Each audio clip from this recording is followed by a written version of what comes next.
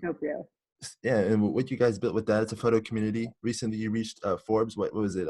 Forbes 30 for 30, or yeah, Yeah, 30 under 30. 30 30 under 30, right? Over here, I said 30 for 30, like it's ESPN or something like that. 30 under 30, Kind yes. of. But that's a great feat, no? That's a great accomplishment. Congratulations. Thank you so much. Yeah, it's a great accomplishment since we didn't expect it and we didn't have any connections. And my business partner got it because I just hit the mark on it. But you should check it out and see the description about Scopio. We hope it brings tons of opportunities to business, and already has started to get us a lot of awareness. Yeah, it's amazing. That's great. That's great news. I definitely will check that out.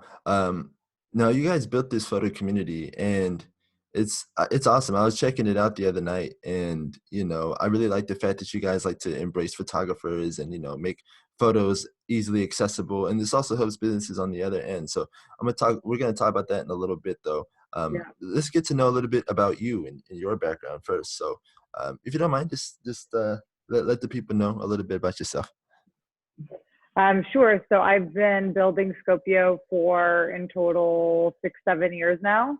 Uh-huh. It came up from a very quirky idea that I had of organizing protest photos on the Arab Spring and Black Lives Matter and the Venezuela protests, which I can talk about. But I was like, these are the most powerful images I've ever seen. Why do they just disappear on social media? Mm. How can I organize them and make them more available for people and to see? And then I got really excited about the distribution and helping people actually use them, not just see those images. So that little idea has turned into more than 200,000 images from over 13,000 photographers on Scopio, which stands for Scope It Out. And weirdly, before that, I had spent 3 or 4 years studying citizen interactions with governments online.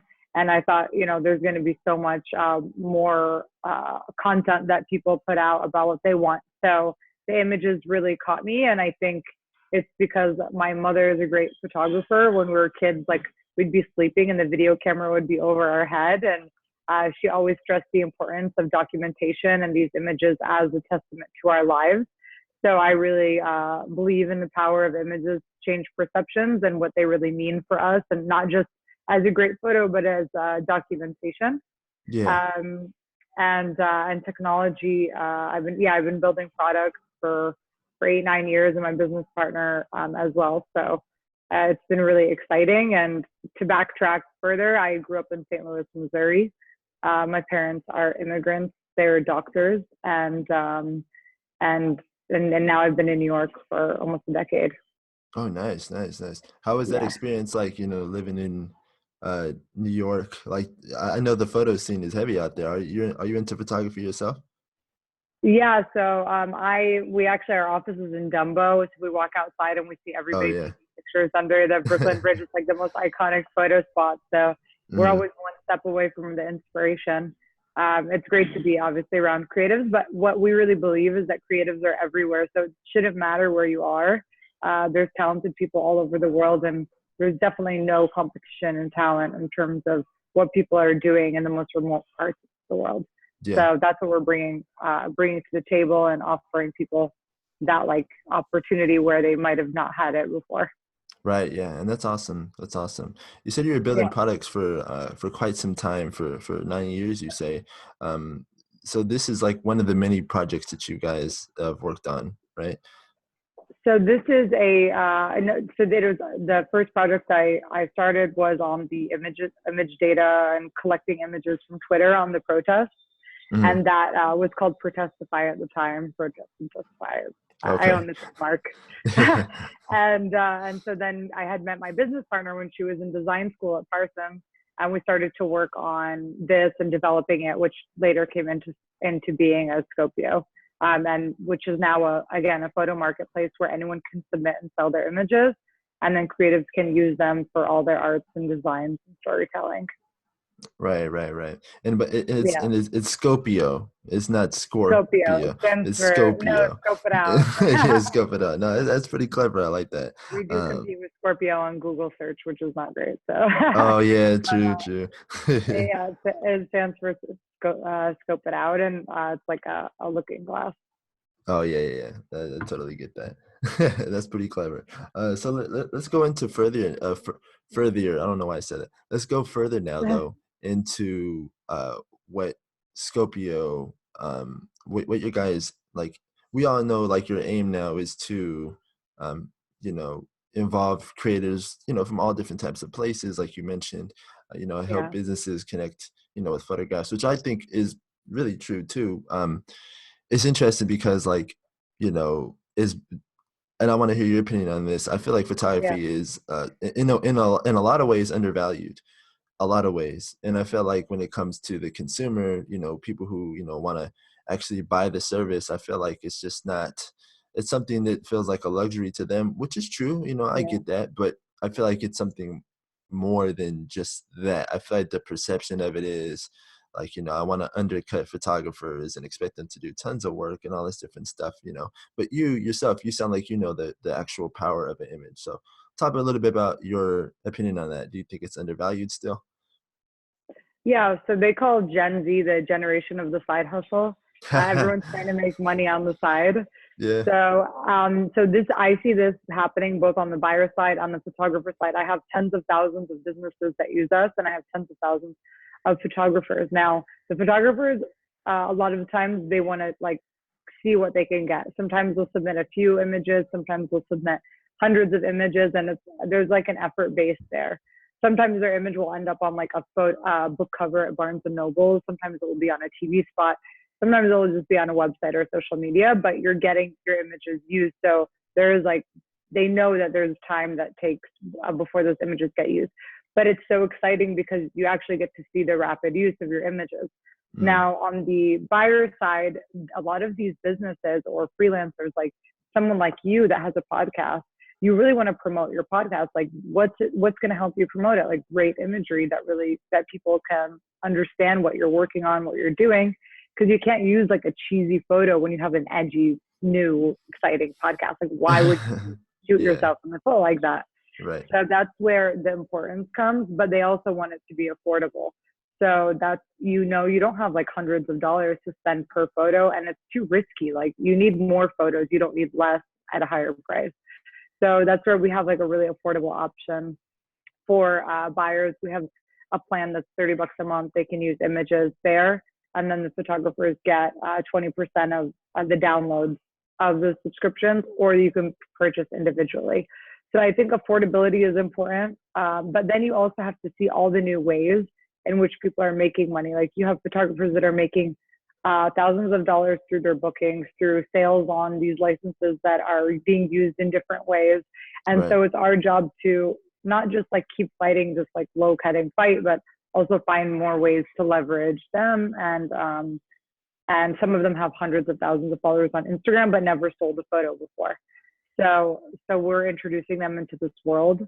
And yeah, and then there's opportunities, but I think growing different ways and revenue streams as a photographer, as an artist, as somebody that just has a really cute kid that they want people to use their photos, Yeah. is a new possibility with Scopio.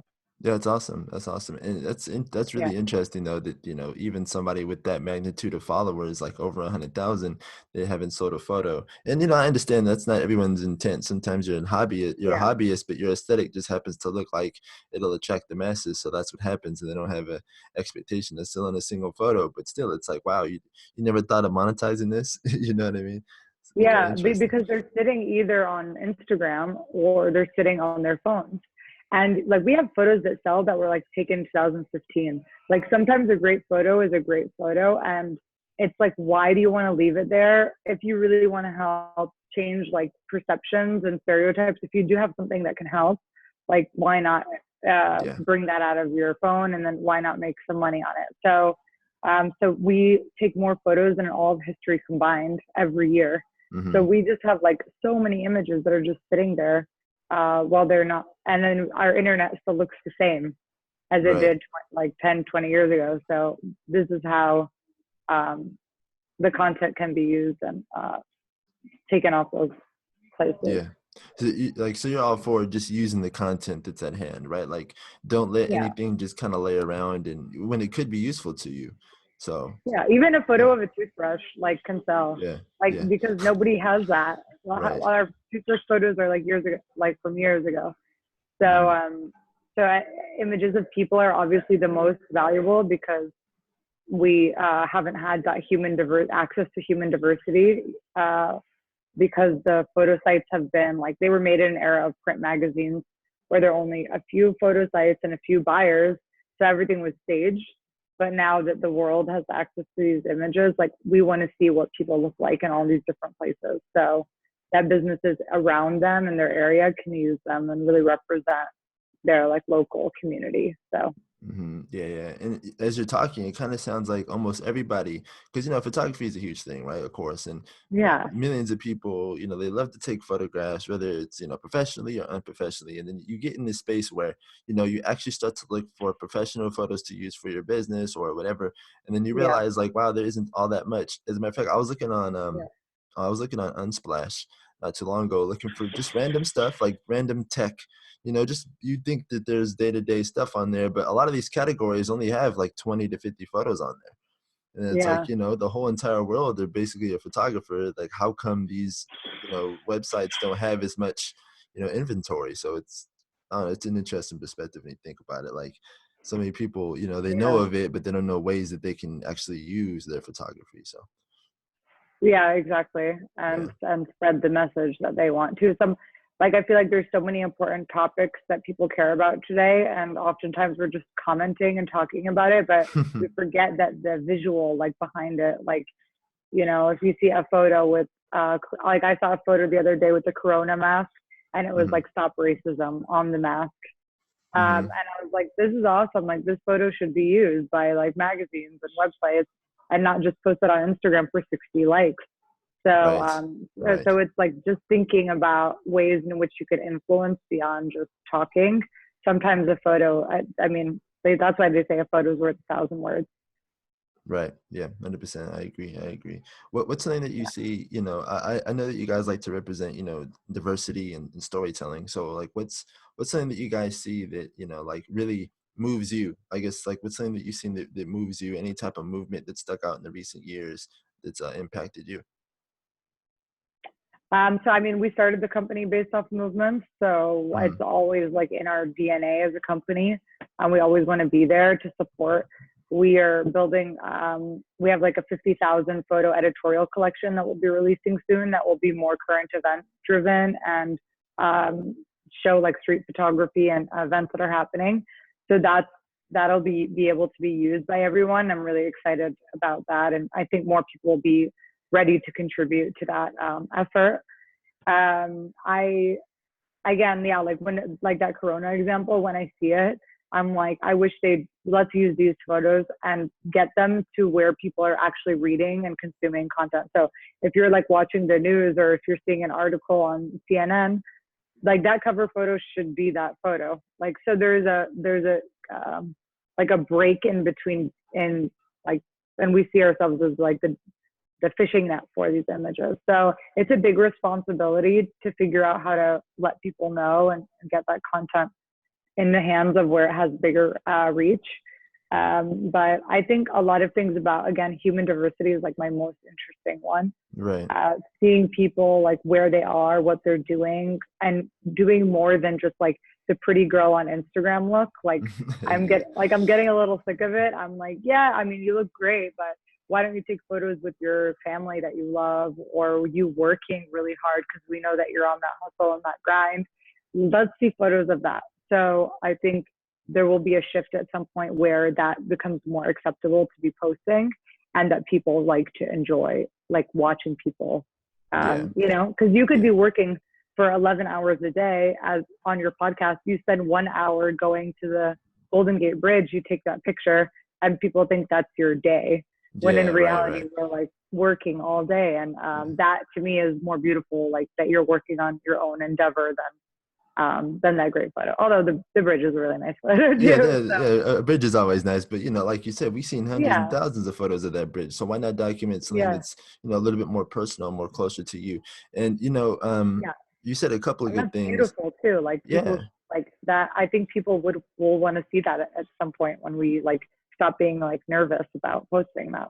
No, yeah, it's so crazy how that works, right? Like, so, like, you have no problem posting a selfie, but then, you have a little bit of Yeah, nervousness, because, like, at the end of the day, I feel like people just don't wanna let others in, and I totally get it, like, there's a yeah, boundary that I feel like we're trying to keep. We're trying to keep people away yeah, from, our personal lives, because, like, it's really the last line of defense we got. Like, everything else is plastered online. So I feel like that's like the last line of defense that we truly have. yeah, But fair. like you said, I do think documenting is super important. That's something that I'm trying to get used to doing a lot more, so people can see the entire thing. And you said something important there too. Man, I forgot what it was. What was it? I think, oh, it was about, movements and stuff. And as a matter of fact, I was thinking about one that happened a few years ago. Um, it could have been a Black Lives Matter movement, but over here in, like, Los Angeles, something was going on.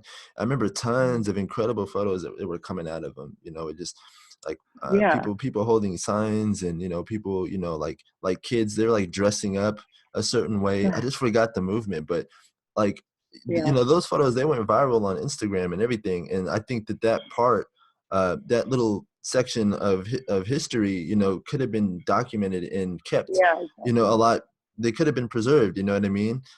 So a lot of those things, I feel like they go over our heads when it comes to that type of stuff, though. That you're actually creating history when you post these photos. It's not just a quick trend. You know what I mean? Like, they could actually leave an impact forever if you decide to keep them and curate them right. So Yeah, and they become relevant later too.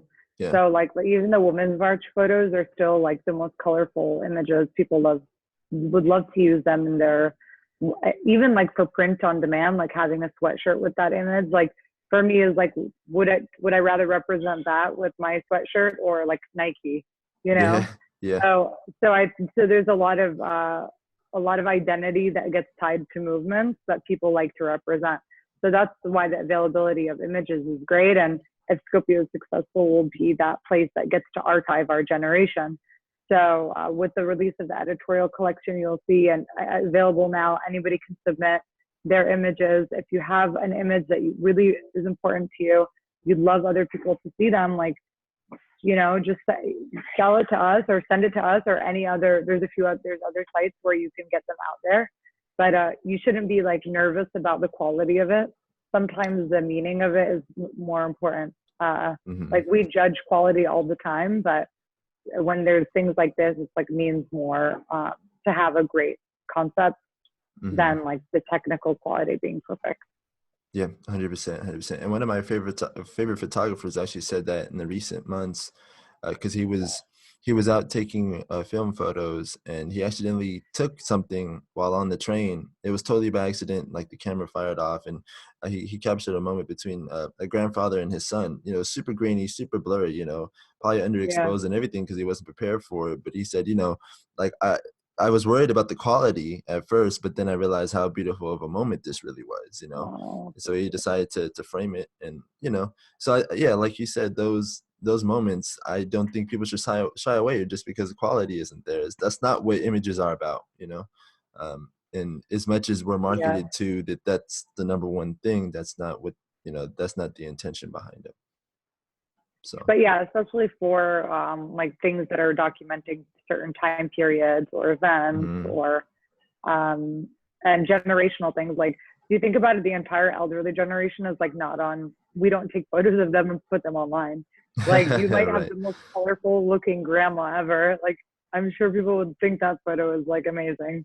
Yeah, for sure. So yeah, so I think we could make more of an effort to include different generations, even though like we say like Instagram was kind of made for ours, or like TikTok or whatever. So Hmm. there's like a lot of things that when we talk about diversity in age is always forgotten, and that's something that people can pay attention to more, especially if you're looking at a place where you want to be inspired creatively. Like there's so much creativity, um, in that elderly generation. Yeah, So I agree. I agree. I agree. And now yeah. you mentioned a little bit offline. You wanted to talk about you guys as designers. Is that something that you guys have on board? Like what's up with that? Are we sorry? I said offline. I think you mentioned something about designers or something like in that fashion, right? Um, is that like a team of people you have on board? Like what's going on with that? So we have actually like tens of thousands of businesses that are designers that are using Okay. Scopio for their images. So they're creating things like Spotify albums, Amazon books. They're launching their own Etsy stores. They're building websites, social media pages, documentaries. Like we have a documentarian. He's like, I couldn't buy photos before for my documentary because it's too expensive. Like this has really changed uh, my game. Like another blogger recently, she changed all the photos on her blog. So now Oh they're wow. more personal. She's like, I didn't have any photos before. So it's like, again, that storytelling part. Um, and so it's like connecting it or flattening it out. If I can find even more ways in which to connect the buyer directly with the photographer, like they don't know that much about each other right now because of the way that people buy photos. But the story of that person is probably why they've connected with that picture to use it. So Mm-hmm. that's Mm-hmm. where that's where we manage it. So today, yeah. Right. Oh, that's really cool. So these people, they'll design, like you said, Spotify albums and all that other good stuff, right? That's really interesting.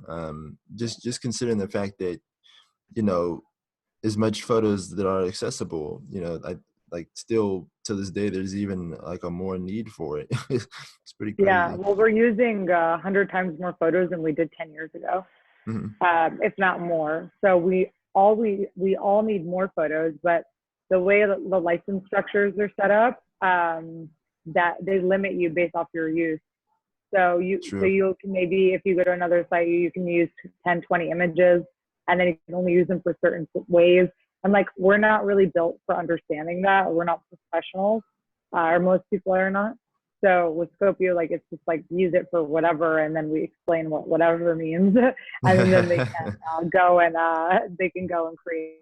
So that's like a big barrier that has prohibited people before. And then you have free content, which you can get in trouble for if there's like someone in the photo that they didn't authorize, or there's a building that can't be used, like the Eiffel Tower or the Empire State or the Burj Mhm. Khalifa in Dubai. Like those all need permissions in order to use them commercially. So you could be doing a documentary and not have that permission, and then you have to take it down. So Oh yeah, that's yeah, the yeah. risk. Yeah, that's the risk of free photos, and where something like in the middle is what people like seem to be looking for. Right, right, right. Yeah. And that's cool that you Yeah. guys are all And they're for. old, like most of them are old, the photos online. Yeah, yeah. And I think Yeah. that's really cool that you guys are all for like you're just all for the creation and the content. That's what it's about. I think that oftentimes when businesses start to get built around art, that like the whole idea of creativity gets thrown out the window because now you have to police everything that comes to the door. So it can be kind Yeah. of hard to really start anything that's like a art type business, or that's a business for creators when there's so many different like rules and regulations, and then the pricing structure, and then like Yeah. how much content do we want to give them, and how are we going to set the packaging, and there's all these different things that might Yeah. even turn somebody who's creative minded off because they just want to use as much Yeah. content as they possibly can. So Yeah. And that's the trick, is because you have two artists, like you have photographers that also want, they need more information, they want to be involved. And then you have the buyers that are there. So like it's connecting both of those needs yeah, um, of people, but there is a big overlap. I mean, you might be a photographer, but also an artist, or create a social media manager, or a marketer, and you need images. So yeah, there's a lot more fluidity there, and in a creative community, that that we're trying to bridge the gap, so it doesn't feel like two separate yeah. people. It's just like everyone trying to help each other out. Right, that's awesome. And that was actually the next question. Was I was gonna say that did you guys have any issues finding like those when it came to like market research and stuff like that? Did you guys have any struggles trying to figure out exactly where you want to place yourselves? Because like you said, you don't want to turn creators off. You want to give them as much content as you can. Was Yeah. there any tough time building this whole thing? I mean, when we started, again, because we came from the social angle, we were like, we want our photos to be used by everybody. Like if we're successful, every website and blog and social media page and business will be using our photos that are more diverse, that are more authentic, that are giving creators a chance from all over the world that never got one. And so that determined most of the decisions that we made, you know, making it accessible.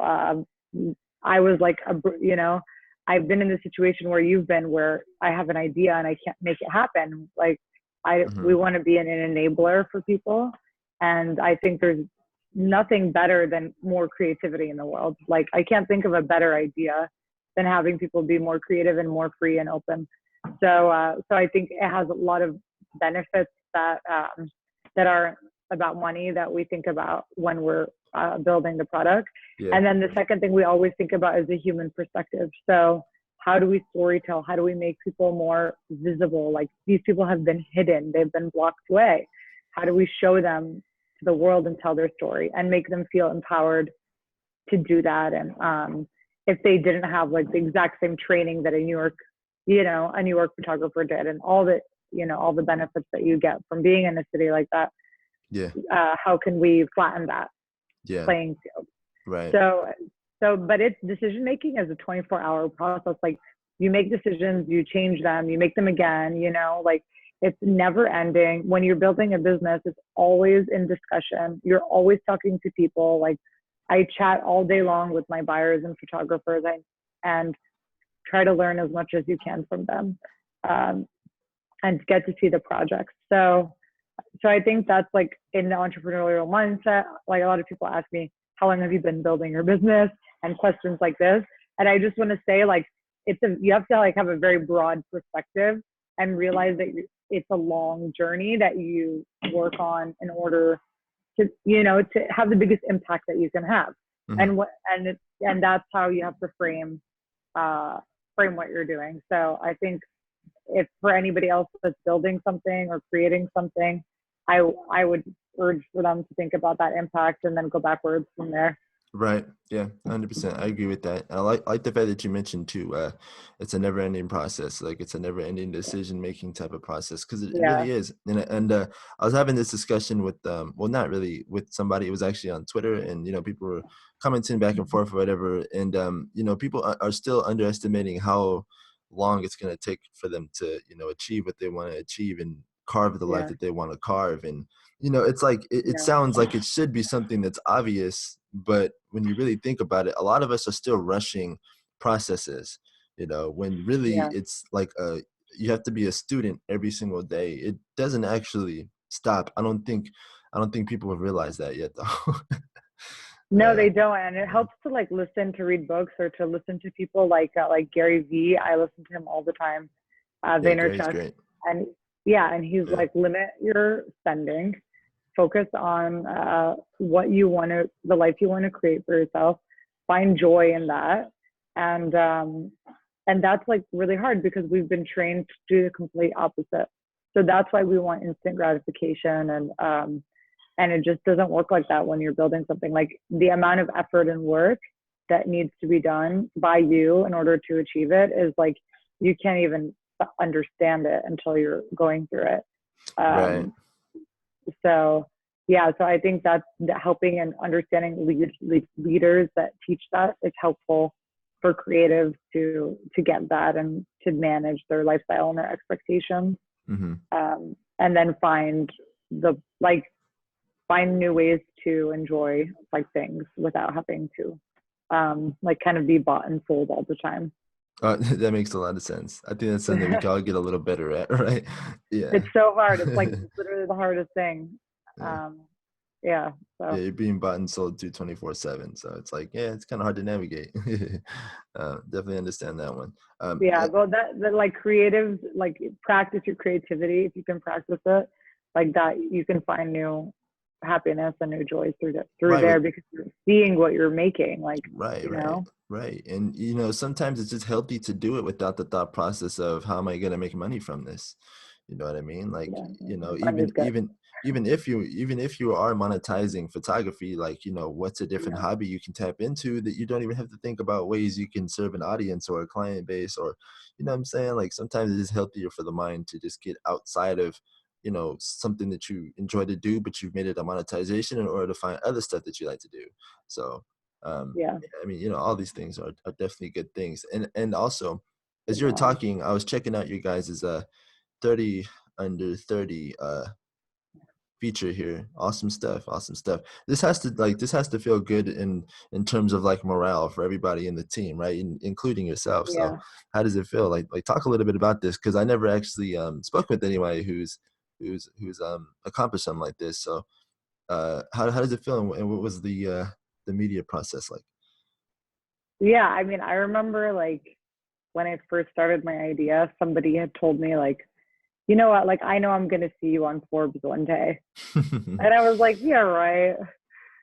It's just like this quirky idea. And then when I got it, I like immediately remembered that, and I was like, oh my God, he was right. Like he had Right. seen that in me, and I think it's so that was like really amazing. And then I we got all these like a flurry of messages from all these people that we didn't know. So my business partner is she's from Lebanon, and she got these messages from people that were like, I can't believe somebody from Lebanon made this list, and it was like, wow, like you're suddenly become a role model for these people, Hmm. and then you get to tell your story and encourage people just by virtue of being there. Like Right. you don't even necessarily have to say anything or do anything. You don't need to talk to them. They just like that is like a comforting thing for people to see. Like so I think that impact is really awesome, and that we really like were touched by that support that we got.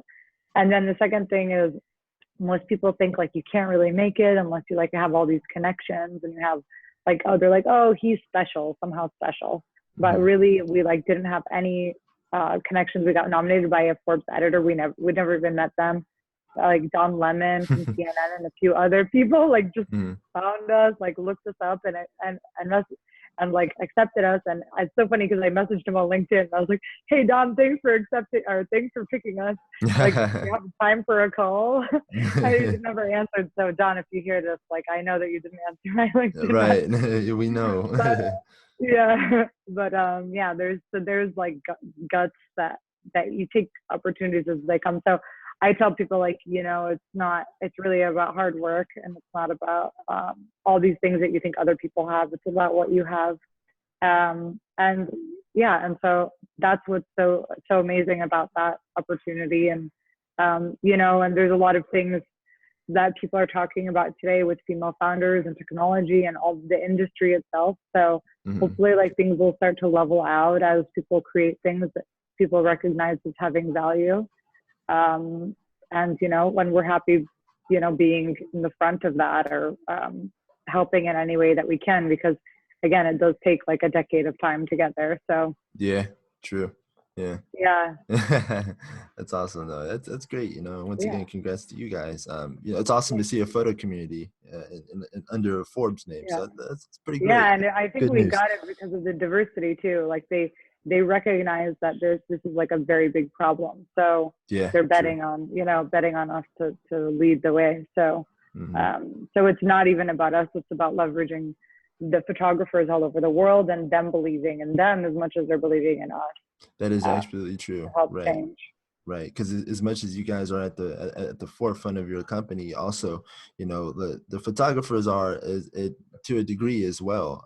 With, Yeah. with all the passion that they put into you guys and believe in you guys. So it's a win-win for Yeah, and everybody. believe in their art too, Hmm. and getting that seen by others. Like now we just have images, but hopefully we can do illustrations and art and vectors and files and fonts. All of these things are completely, like, again, biased, but the whole world is online. So getting your images like licensed, distributed, knowing about ownership, getting paid for it, these are like a lot of great ways to grow and start to establish yourself. So yeah, so I hope that we have like the next big artists on our platform and they grow with us, and hope to get thousands and thousands more. So Yeah. Yeah, hopefully so. Hopefully so. And I would assume you guys are going strong right now too. What is it? How many users? Are you guys familiar with how many users you have? Yeah, so we have 13,000 photographers. Awesome. They've submitted more than 200,000 images, and we get thousands of new images a day Hmm. from over 150 countries. And then on the business side, we have like about almost 12,000 businesses that use Scopio for searching and downloading photos. Um, so those are That's a lot good. of a lot of people to talk A lot of people. A lot of people. Well, that's with. great news. That's great news. Hope you guys keep this thing going. Um, but I think that's actually all the questions that I have in mind. Is there anything that you wanted to anything important that you wanted to mention really quick? um, yeah, like thanks so much for having me on, and Hmm. I'd love what would be your what would be like if I could do something for you with Scopio that would like that you think would be the most awesome thing that I could do. What do you think that would be? Oh wow, that's a good. You know, it's funny because some people ask this question too. It's like, well, how can I help you? I'm like, I have no idea, but I just think that the best thing you guys could do is just share. Share this with your, with your audience, with Yeah, your fellow photographers and your peoples. And just let them know because this is a podcast about bridging the gap between arts and business, and trying to make more sense of yeah, it. And as we go, and just document our growth. So if you could just let people know, listen, share, that'd be awesome. yeah. Maybe soon we can get a photographer on that you can talk with. That'd be great. I'm all for it. I'm all for it. Perfect. Yep.